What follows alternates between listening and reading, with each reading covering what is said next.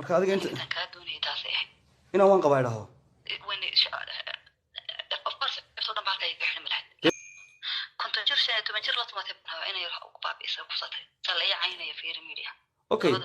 aniga la caynaya adil kuma hayne waa codod iyo sidoo kale muuqaalo sir ah kaas oo laga duubay hadaladii ay qadka taleefanka isku dhaafsadeen Safiya Tusmo iyo sidoo kale Cabdi Ciise Cajuun. Haddaba cododkan ayaa waxa ay dibadda keeneen xog sir ah taas oo ahayd in labadan shakhsi ay labadooduba qiranayaan in ay isla tuman jireen. Safiyo waxa ay doonaysaa inuu u ceeb qariyo taas uu dhaho waan isqabnay, halka isaguna uu doonayay inay ka tirtirmato ceebta ah inuu isagu sawiradan faafiyay. Haddaba daawadayaal cododkan iyo muuqaaladan oo faahfaahsan ayaan kula wadaagayaa hase yeeshee intaan u guda galin fadlan marka hore muuqaalka la garay si uu faafo una gaaro bulshooyinka Soomaaliyeed sidoo kale nagu soo biir oo kamid noqo asxaabteena adigoo channelka subscribe dhahanaya gan baleelkana u furanaya.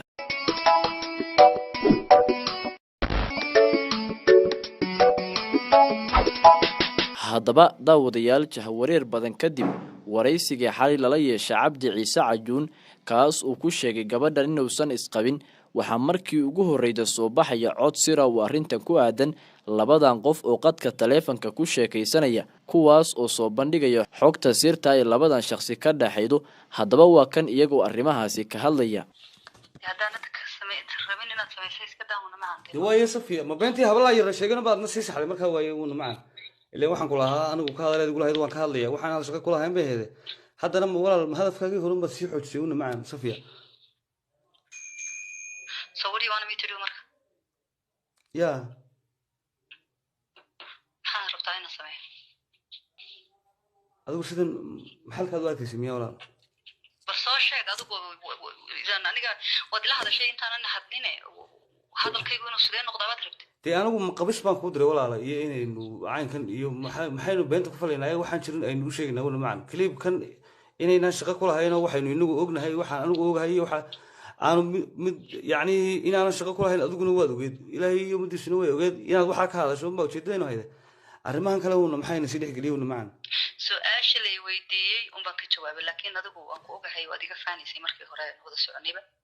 imikana ceeb bay kugu tahay lagu dhaahdo tusmo nolol soo wadaagay ama qabay taas baa ka dhaadhaxsan demaya raganimadaada iyo aniga waxa sigama dhaadhaxsan aynu saani wada hado yani waxay fiicneed inaad tiraahid gabadhan waan qabay waana kala tagnay imikana waan kala dhamaanay oo muddo faraha naga qaadan anigana wax weyn bay ahayd ana wax weyn laakiin you don't want it sheekadii halkaas ku xidhan malahay walaal macaan marka adiga inta ka doonay taas ay inaan waan qabaa idhaahdo of course soo dhammaatay ay bixin malahay ما أنا جاي سكت مكان أنا بقول له وان قبائل ما يا كنت نجر شيء تمجر لطمة تبنها أنا يروح أقبع بيسا وقصتها تلاقي عيني في رميليا أوكي أنا قال لي عيني هذا لقمة عيني صومنا معا ما أنت قرأتي أنقوب أحد ما أنت يعيد تنج وان كبحي وحين نحمري وحين حدني يالين وذوقتهاي ولا المعان إما كبا وحويان هذا أنا بسميه كريم فرح قاد خاصة بعلي قبومله هذا دونت صراحة لو أنا سلت مني نيده هذه كله وحويان هون معان ده وحن قرن كرو كلام جرت تسيد السلام يا هون معان السلام ay tahay naagde ama gabadh uu ninkeedii ceebeeyay oo maradii ka qaaday arintaasi maxaad kaga jawaabaysaa san hore kugu sheegay horta ninka gabadhan ceebeeyay waa adiga hore kugu sheegay waa ka madax banaanay oo waana ceeb aniga iyada nagu wada dhacday arrinka qabista markay noqoto aniga Safiya ma relationship naga dhaxeeyay sheeko bisayna gabadheedii ahayd relationship sheeko way naga dhaxaysay laakiin qabid aniga Safiya aanu isqabnay ma jirto hadii wixinta ka duwan oo la hayaa jirtana cidii haysaa soo marto diyaar baan waa marka waxa leedahay wax qabisa oo meesha jirta ma jirtaba maxaad ku cadeynaysaa wallahi kulli guurku waa wax weyn Safiina waa gabadh caana marka la isbursanayna wax qarsoon maaha marka la isfurayna wax qarsoon maaha marka hadda tusaalahan walaashay Safiya san anigu iyada ka maqlay ama kalibadan daawaday 3 jeer bay hadashay marka koowaad ee ay yani arrinkan laga jabsaday sheegaysay waxay sheegtay inay relationship yeelan karto qof cid relationship ka dhaxaysa jirto oo relationship naga dhaxeeya jiro marka labaad wareysiga ay shiina culeysay waxay sheegtay inaan dad isqabayo jecel nahay dadkana naga dhex baxaan marka saddexaadna waxay sheegtay inay furiin dalbatay kiina ay ku guuleystay la furay waa isla muddo 5 cisho gudahooda waa saddex hadaloo midnimadu dhaweyn sax wala la marka hadda muhiimadda markaan ku soo ururiyo aniga iyo inta wax qabiso naga dhaxeeyo oo meel loo yaala habeeraatay ma jiro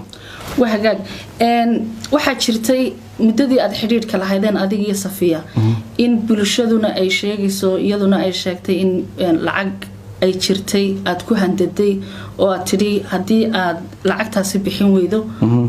muuqaalada iyo sawiradaas aan soo bandhigaya arintaasi maxaa ka jirayada su'aasha anigu hadalka iyada kamaan maqal laakiin waxay cid kale yiraahdeen ama qof YouTube yiri ama qof kale live ka hadlaya yiri aniga waxay qosay maaha kaliya waxaan diyaar u ahay wixii aan walaashay ka maqal kaliya inaan ka jawaabo marka waxaan sinay waxyada ka soo baxay maaha waxaan hadda anigu jawaabo wayna maaha because waxay tiri maaha خلاص waxagaag waxa jirtay inaad baxsatay sida dadku sheegeen Ethiopia u baxsatay arinta baxsiga maxaa ka jira horta sheekadan waxay socotaa muddo 6 cisho anna sida sagalay adigu ogtahay waxaan ka maqnay magaalada waxaan ka maqnaa 22 cisho